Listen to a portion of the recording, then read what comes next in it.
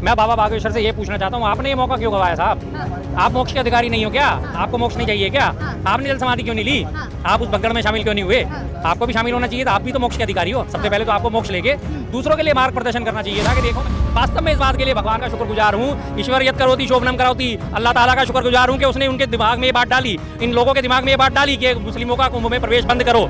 आज अगर मुस्लिमों का कुंभ में प्रवेश होता और उसके बाद अगर ये भगदड़ मचती तो आज सारे के सारे ये लोग मिलकर ना एक ही साथ में इनको बलि का बकरा बना देते, सारे के सारे इसी बात पे उनके ठीकरा फोड़ देते कि मुसलमान कुंभ में गए थे इसलिए आज भगदड़ मची, मुसलमानों ने हरकत करी इसलिए भगदड़ मची, इसलिए लोग मारे गए। आज उनकी बात हनुमान जी से होती तो हनुमान जी ने उनको ये नहीं बताया भाई यहाँ पे भगदड़ मचने वाली है 30-40 एज पर शासन प्रशासन 30 मौतें हुई हैं, तो क्या यहाँ पे 30 मौतें होने वाली है? हनुमान जी सर्वद्रष्टा है, सर्वव्यापी हैं, तो बाबा बागेश्वर को क्यों नहीं बताया भाई आगे भगदड़ से मौतें होने वाली उनको बचा ले? प्रशासन की गलती से मची। प्रशासन में वहाँ पे कमिश्नर ने आपको देखा रात को 1:30 बजे अनाउंसमेंट कर रहे थे माइक लेके, जो सोवत है वो खोवत है, उठ जाओ फटाफट नहीं तो सुबह भगदड़ मच जाएगी। उन्हें पहले से इस बात का अंदेशा था कि भगदड़ मचेगी और कम का जो जिसे क्या लग रहा है सर, जिस तरीके से बाबा बागेश्वर ने कहा कि कुंभ में जो हादसा हुआ उसमें जो लोग मरे हैं वो मोक्ष को प्राप्त हुए?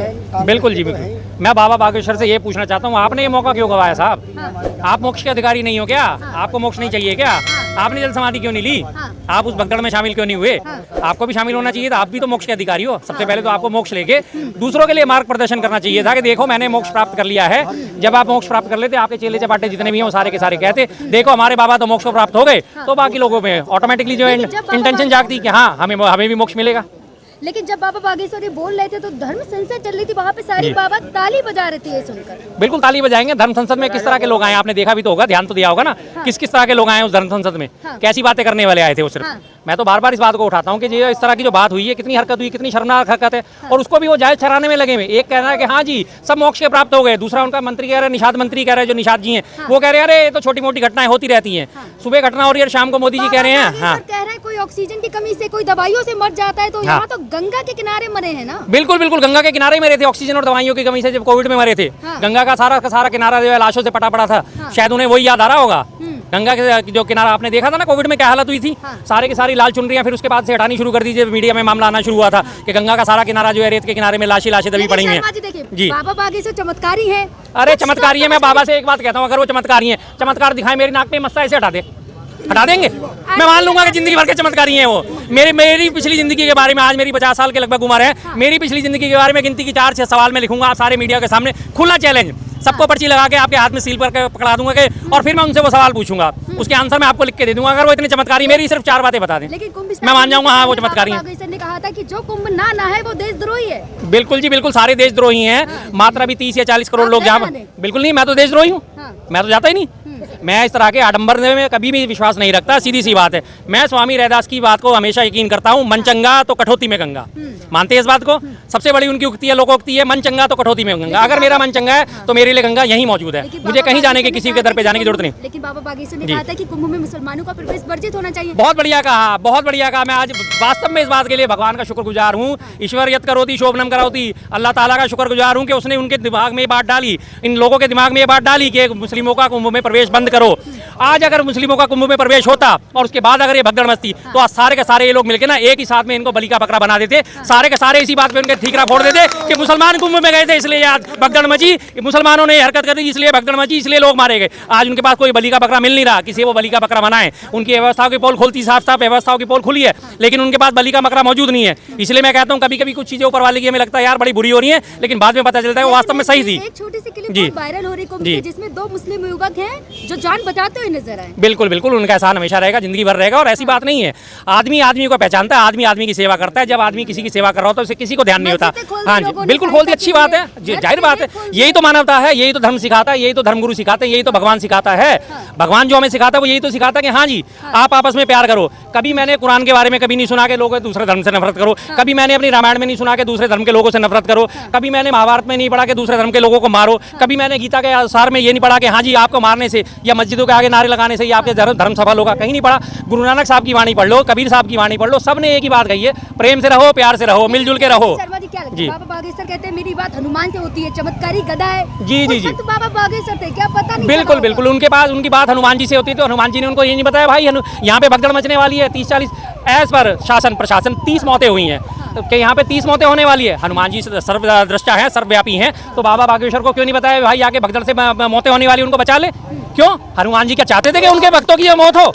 कैसी झूठी बातें करते हैं कि हनुमान जी से मेरी बात होती है यार, बेतुकी बात करते हैं। हनुमान जी के तो अंश के बराबर भी नहीं, जिनका नाम लेके और धर्म आसान चलाते हैं। सारे गुरु तो वही थे, अब जगत गुरु रामभद्राचार्य भी वही थे, शंकराचार्य भी सारे बिल्कुल वही बिल्कुल, थे। सब कुछ इतने बड़े बड़े धर्मगुरु होने के बावजूद भी वहाँ पे इतनी बड़ी घटना आकार लेगी। आप ये सोच लीजिए कि कितने पाखंडी लोग हैं। फिर बोलो, अगर वो ये काम नहीं कर सकते, अगर उनको बचा नहीं सकते, तो फिर किस बात का?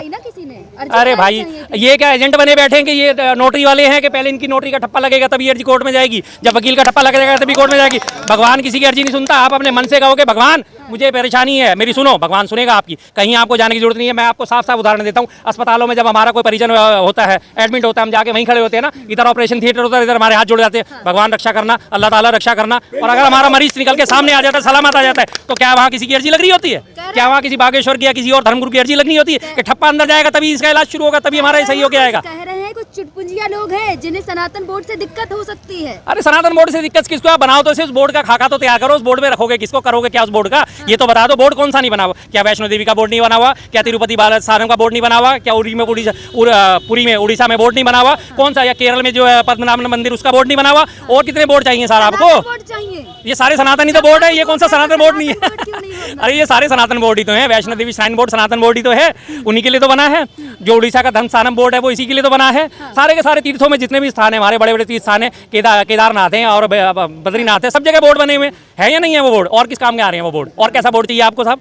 और कैसा बोर्ड चाहिए? कुंभ में कह रहे हैं कि इतने लोगों का इंतजाम था तो भगदड़ कैसे मच गई? प्रशासन की गलती से मची। प्रशासन में वहाँ पे कमिश्नर ने आपको देखा रात को 1:30 बजे वो अनाउंसमेंट कर रहे थे माइक लेके, जो सोवत है वो खोवत है, उठ जाओ फटाफट, नहीं तो सुबह भगदड़ मच जाएगी। उन्हें पहले से इस बात का अंदेशा था कि भगदड़ मचेगी। और कंब का जो जिसे कहा जाता है नोजिल, जहाँ पे आगे गंगा और जमुना मिलती है, मैक्सिमम लोग वहीं जाके स्नान करना चाहते हैं। तो वहाँ के लिए जो 3 पुल बनाए गए थे, पेंटून पुल, एक पुल पे पीएसी ने कब्जा कर लिया, एक पुल पे पुलिस वालों ने कब्जा कर लिया, एक पुल पे फौजियों ने कब्जा कर लिया। आम आदमी गया भाड़ में। उन्होंने अपने अपने परिवार वालों को ले जाके स्नान करा दिए। और उससे जरा सा आगे जाके देख लिए, वीवीआईपी का जो कल्चर है ये सबसे ज्यादा यहाँ पे भारी पड़ा है। अमित शाह वहाँ स्नान करके आए थे, करीब 1 स्क्वायर किलोमीटर का पूरा इलाका खाली है, परिंदा पर नहीं मार सकता वहाँ पे, किसी को और को स्नान करने की इजाजत नहीं है। सारे अडानी अंबानी के लिए अलग से पूरा तैयार कराया गया इंतजाम। अडानी अलग से बैठा हुआ अपने पुजारियों के साथ स्नान कर रहा है, अंबानी तो उसका दिखाया नहीं पहुंचे। बाकी तमाम बड़े वीआईपी, आम आदमी के लिए भगवान अलग है क्या? वीआईपी के लिए अलग है? मोदी जी अब डुबकी लगाएंगे 5 तारीख को, फिर देख लेना इनकी व्यवस्था क्या हालत देंगी।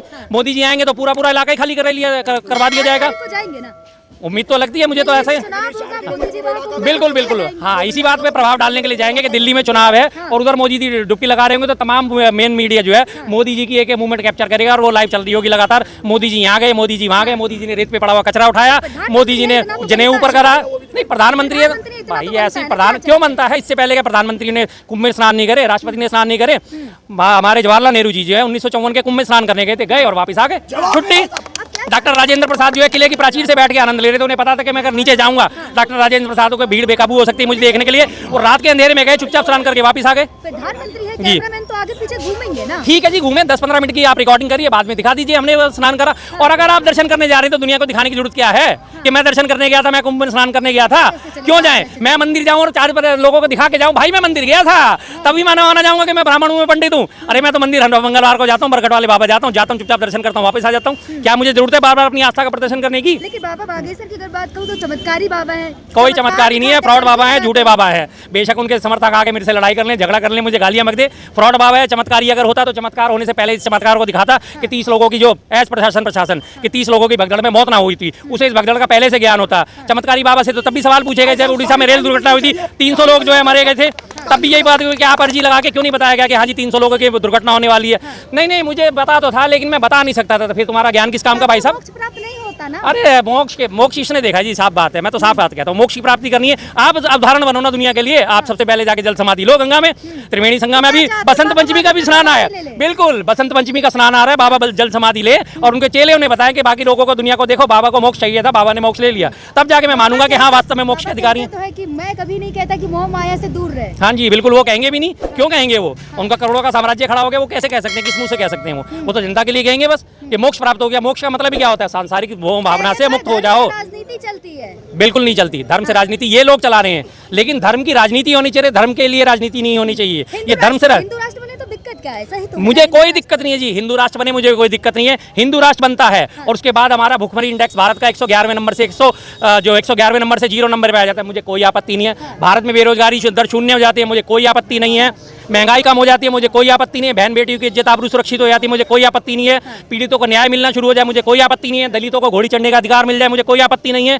ये आज की डेट में हो रहा है, दलितों के सर पे पेशाब करा जाता है। हिंदू राष्ट्र बनने के बाद अगर वो चीजें बंद हो जाएं, मुझे कोई आपत्ति नहीं है, कोई आपत्ति नहीं है जी। कुंभ पे योगी जी से सवाल किया गया जी। तो उन्होंने पत्रकार से बोला 10 मिनट रुक जाएं जरा, हाँ। बाद जवाब दें। जी जी, तो सोचा होगा ना उन्होंने, उनके पास आया होगा ना कहीं से कि मैं क्या जवाब दूं क्या नहीं जवाब दूं, उनके पास जवाब तो बनते ही नहीं है, क्या जवाब देंगे वो। अगर ये बात करते तो उनके पास कुछ जवाब होता तो 10 मिनट रोकने की जरूरत क्या पड़ती। आप मेरे से बैक टू बैक भावुक हो गए, आप मेरे से बैक टू बैक क्वेश्चन करने में आपको लगातार जवाब दे रहा हूँ ना। 10 मिनट का समय उन्होंने इसलिए ना, पहले मैं सोच लूँ क्या बोलूँ क्या ना बोलूँ, क्या बोलूँ क्या ना बोलूँ, कैसे डिफेंड करूँ कैसे डिफेंड ना करूँ। तो हो गए ना, भावुक सब हो रहे हैं, भावुक होने हम भी भावुक हो रहे हैं। आज वो जो 30 लोग मारे गए हैं उसके लिए भावुक हम भी हैं, क्यों नहीं भावुक हैं। 30 लोगों की जान गई है, कीमती जान गई है। एक न्यूज चैनल में एक क्लिप बहुत ज्यादा वायरल हुई जिसमें हॉस्पिटल में पत्रकार को जाने से रोका और बाहर भगा दिया। ये कोई पहली न्यूज़ नहीं है यूपी की, ये पहली न्यूज़ नहीं है। आप इस पे अचंभित हो सकते हैं, मैं इस पे अचंभित नहीं हो सकता है। इससे पहले यूपी में रोटी के साथ नमक दिया जाता था, मिड डे मील में कहा जाता था, दावे करे जाते थे हम मिड डे मील बहुत बढ़िया देते हैं, पूरे देश में सबसे बढ़िया मिड डे मील देते हैं। जिस पत्रकार ने ये पोल खोली थी कि नमक और रोटी दी जाती है पानी के साथ, उसी पत्रकार को उठा के जेल में डाल दिया था। उत्तराखंड की बात करें, उत्तराखंड में अंकिता भंडारी हत्याकांड के लिए पत्रकार आशुतोष ने आवाज उठाई थी, धरने पे बैठे उनके माता पिता से वो मिलने गया था, उसको उठा के थाने में बैठा के उसे अंडरवियर में करके उसकी फोटो खींची गई, उसके हाथ सिर पे रखवाए गए और उसकी फोटो वायरल हुई। पत्रकारों आवाज मत उठा देना। पत्रकार लगातार कहते हुए नजर आए कि ये पाकिस्तान नहीं है, मैं भारत में हूँ। बिल्कुल जी, इसी वजह से 180 देशों में आज हमारी पत्रकारिता का इंडेक्स कहाँ पे 163वां नंबर है। अगर हम प्रेस फ्रीडम इंडेक्स को देखें तो 163वां नंबर आता है हमारा 180 देशों में। किस वजह से आता है? क्योंकि ये ऐसी खबरें बाहर नहीं आने दी जाती हैं, ऐसी खबरें रोक ली जाती है। प्रशासन को अपनी छवि स्वच्छ रखनी है, बाकी आम जनता मरती है तो मरती रहे। ऐसी घटना के बाद भी लगातार बाबा बागेश्वर हो गए या फिर कोई और बाबा हो गए, लगातार कह रहे हैं कि अभी स्नान बाकी है, शाही स्नान बाकी है। बिल्कुल जी, नहीं स्नान तो बाकी है, स्नान तो चलता रहेगा। देखिए जी, सच्ची बात है, इस भारत में आस्था के नाम पे आप किसी से कुछ भी करवा लीजिए, इसमें कोई रोक टोक नहीं लगेगी। और जिन लोगों की आस्था है, हमारे घर से हमारे पड़ोसी है वो भी गए थे, भगदड़ मचने के बावजूद भी उन्होंने अपने टिकट कैंसिल नहीं करा के कोई बात नहीं, जो है हम जाएंगे तो हो सकता है जब आना होगा हो जाएगा। वो एक फ्रॉड आदमी, जनता से क्या जनता से भी कह रहा हूँ, फ्रॉड आदमी, ऐसे फ्रॉड लोगों का पेशा है आप लोगों को बेवकूफ़ बनाना। आप लोग इन लोगों के झांसे में मत आओ। अगर वो इतने चमत्कारी हैं, इतने पर्ची निकालने वाले, इतने भूतों को बस में करने वाले, इतने अपनी सेनापति से थप्पड़ पड़वाने वाले, पीपल के पेड़ के नीचे खड़ा हूँ, जितने भूत इस पे खड़े हुए सारे मेरे ऊपर डाल दे। खुला कह रहा हूँ, मेरी वीडियो उनके वहाँ तक पहुँचे, फिर मैं देखता हूँ वो कितने भूत उनके आते हैं, मुझे पकड़ते हैं और कितने भूतों को बाहर निकाल सकते हैं। जो कुंभ में लगातार जा रहे हैं डुबकी लगाने, जी वो जाते रहें, उसमें कोई बात नहीं, लेकिन अपनी व्यवस्था खुद करके चलें। शासन प्रशासन के भरोसे बिल्कुल ना रहें, शासन प्रशासन के ऊपर जिम्मेदारी ना लें।